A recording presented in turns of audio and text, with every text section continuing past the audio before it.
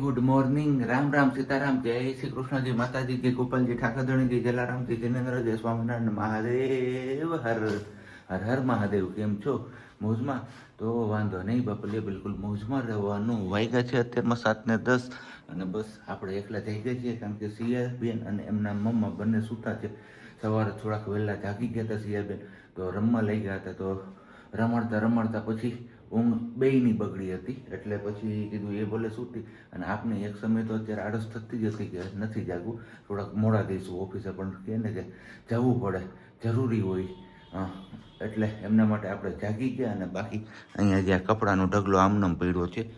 Plan તો કે કેવો હતો કે સવારે વહેલો જાગી જઈશ ને અને નાઈ ફ્રેશ થઈ જઈશ ને ચા પાણી બધું થઈ જશે ને, તો સિયા એને એમના મમ્મા સૂતા હશે ને ત્યાં સુધીમાં આપણે એમને આ ખડી કરીને આપી દઈશું. એટલે પારસીમાં આપવાના છે, પારસીમાં હોય જાય ને બાકી કબાટમાં મૂકવાના છે, કબાટમાં મુકાઈ જાય. એવું નાનું મોટું કામની હેલ્પ આપણે કીધું કરશું. કારણ કે ગઈકાલે આપણે હજી સાંજે મોટા સરકડીએથી આવ્યા ને એ પછી સીધું જે સરકડીયાનો સામાન ને બધું હતું એ ઠેકાણે કર્યો, અને આ કામ આપણું રહી જ ગયું હતું. એટલે થાય કંઈ એવું ને બધું ભેગું થાય એટલે ક્યાંય કામનો મેળ પડે નહીં એમના હિસાબે. પણ કંઈ નહીં ચાલો, અત્યારે પણ આપણે એ ટ્રાય તો કરીશું કે એમને હેલ્પ થઈ શકીએ આપણે.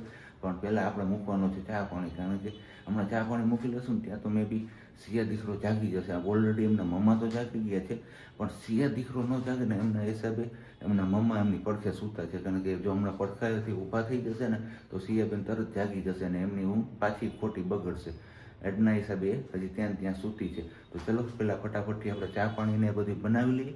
અને ત્યાં સુધીમાં તમે લોકો એ વિડીયોને લાઈક ન કરી તો લાઈક કરી દેજો, ચેનલ ઉપર ન હોય તો ચેનલને સબસ્ક્રાઈબ કરી દેજો, અને સાથે સાથે બે લાઇકન પ્રેસ પણ કરી દેજો.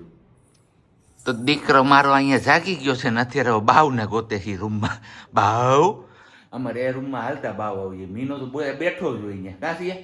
હે સિયા? મીનો બેઠો હોય જોતું ત્યાં ક્યાંય મીનો બેઠો હોય? બેઠો છે ક્યાંય? હાલો લાવો પેલા આમ જો, જય શ્રી કૃષ્ણ, રામ રામ. હા બોલી આજ તો મારો દીકરો બોલ્યો, ભાઈ ભાઈ રામ રામ.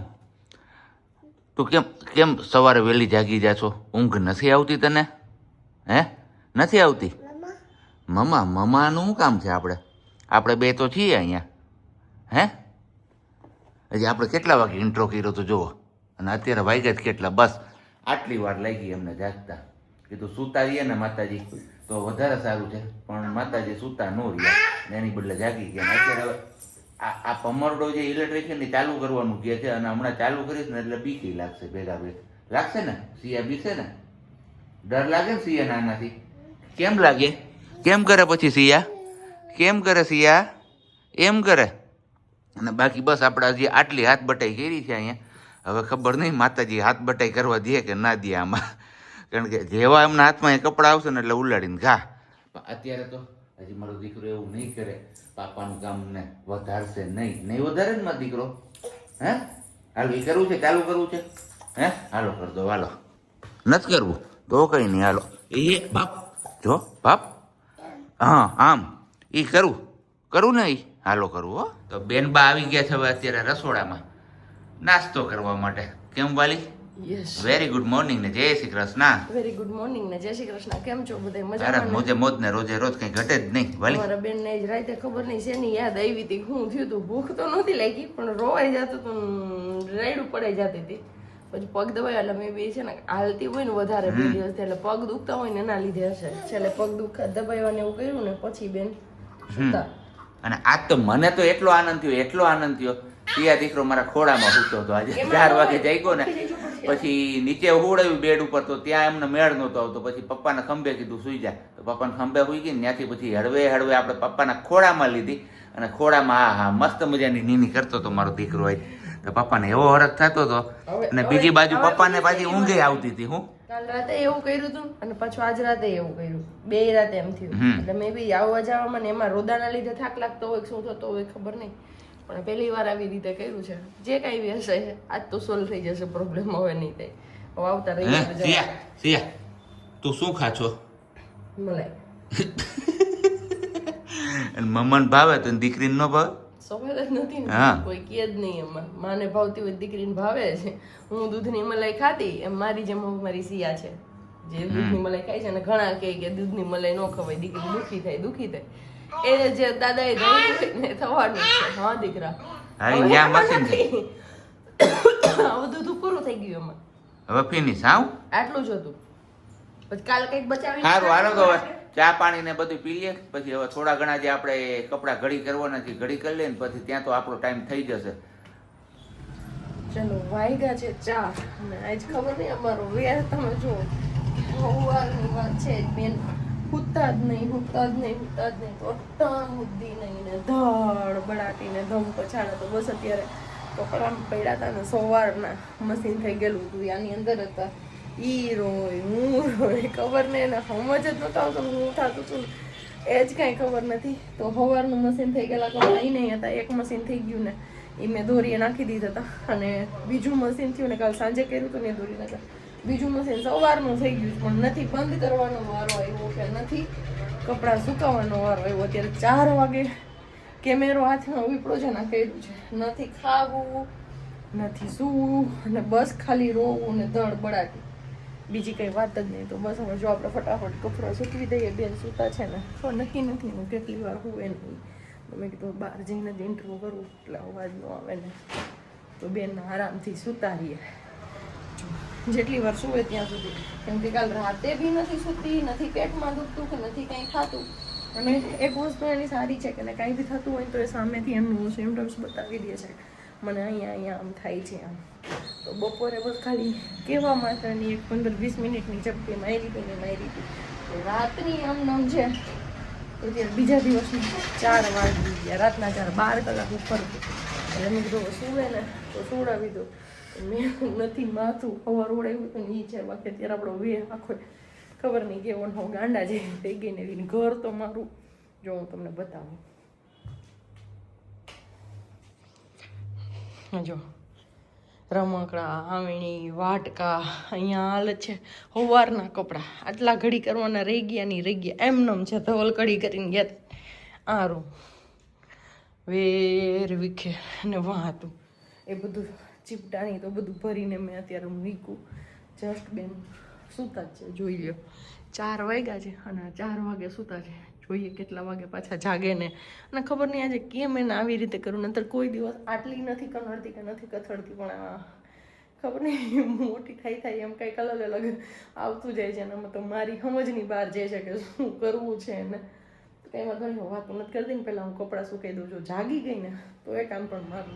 એ હું નવું ચાલુ કર્યું તે હે સીધ જાવું તારે હે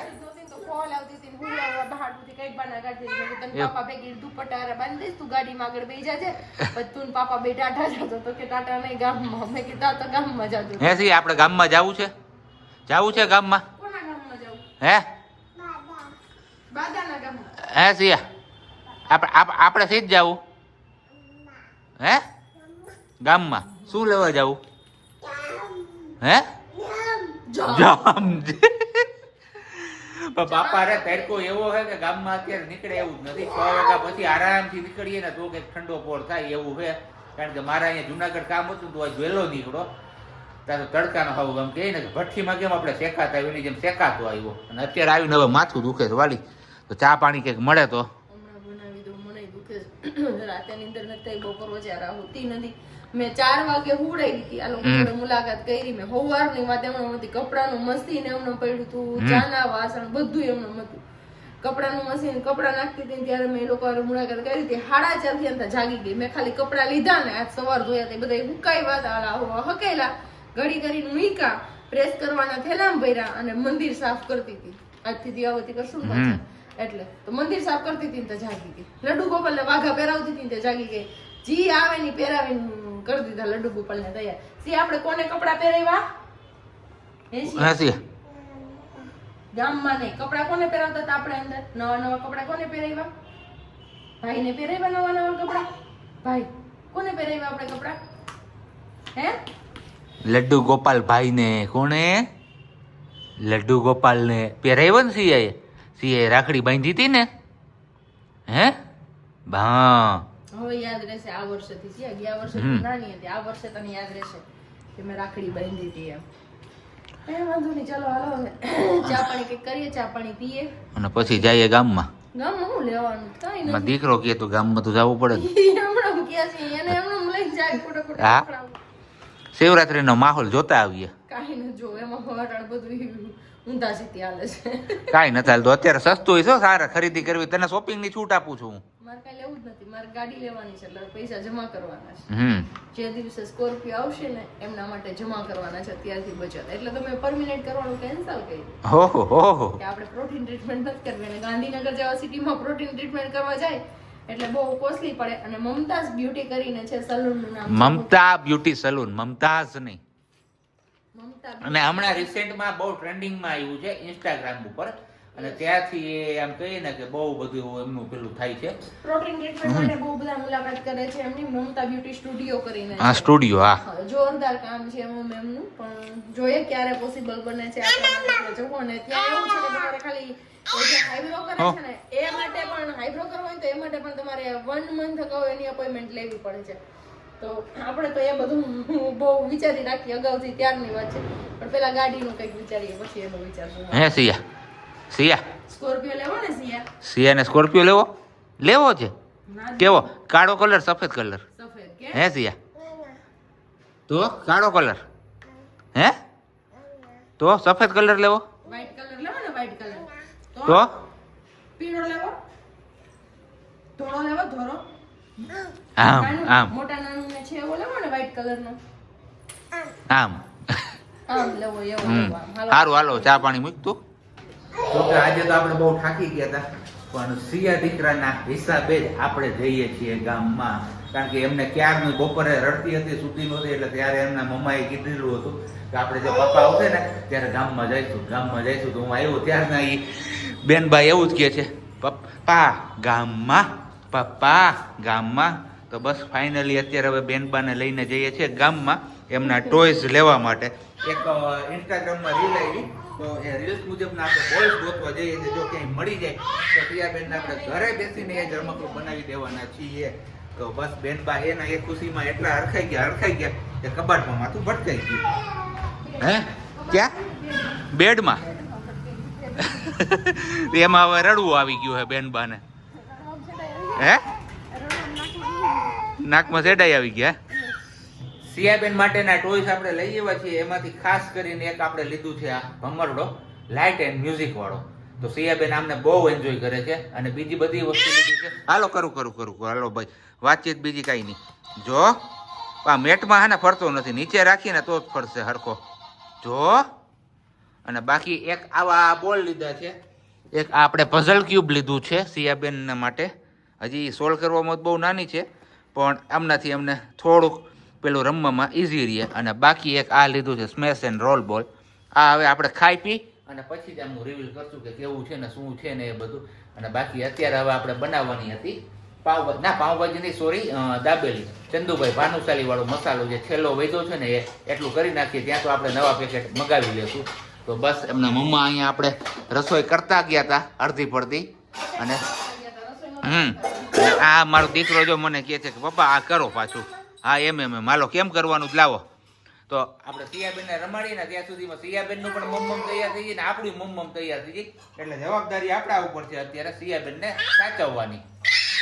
હાલો ચલો અહીંયા પર આપણો દાબેલીનો મસાલો રેડી થઈ ગયો છે એમાં મસાલા સિંગી યાર નાખી દીધી ડુંગળી કાપીને નાખી દીધી સેવ કાઢી લીધા પાઉં કટ કરીને રાખી દીધા અને બેન બાનું ડિનર હાલે છે જે તમને કહીએ ને કે ન ખવડાવવું હોય ને તમારે તો આવી રીતનો ટાઈમ એડજસ્ટ કરવાનો. 7:30 વાગી ગયા છે હજી હું અહીંયા રસોડામાં રસોઈ કરું છું મારી અને બીજી બાજુ એનું જમવાનું હાલે છે જો એક્ઝેક્ટ 7:30 વાગ્યા છે અને અહીંયા ધવલ છે ને એમ જમાડે છે તો બસ મારી રમાડતા જમાડે છે એને બટેકાનું બાફ્યું હતું તો બસ કાચા બટેકામાં થોડુંક લીંબુનો રસ નમક લાલ મરચું પાવડર ધાણા જીરું પાવડર એવું બધું નાખી મિક્સ કરી ખાટો મીઠો એવો ટેસ્ટ કરી દીધો અને એની હારે રોટલી બોડીને આપી દીધી તો બસ એ રોટલી ખાઈ લેશે ને પછી રોટલી ખાતા જો એમ લાગશે ને કે હજી ભૂખ લાગી છે તો ધવલ એને ભાખરી આપશે બપોરની પડી છે ને થોડી એવી એ ભાખરી. તો બસ અત્યારે ફટાફટ આપણે આપણી આ રસોઈ અહીંયા કમ્પ્લીટ કરી લઈને બહાર છે. સિયાબેનને ખબર નથી કે એમની ફેવરેટ વસ્તુ અહીંયા છે. ફેવરેટ વસ્તુ દાબેલીની હો જો કે આ જેવી એમને ખબર પડશે ને આવી જતા અહીંયા અત્યારે પેલા બોલ લીધા જ ને એમાં હચવાણી છે જોઈ લીધું નજર હે એને જોઈ લીધું બપ થઈ જાય હાલ નીચે નીચે બેસી જા. ક્યાં ગઈ? ફરી નહીં જઈ ખાલી પગમાં આવી ગયું. જો હવે રિએક્શન એનું જો.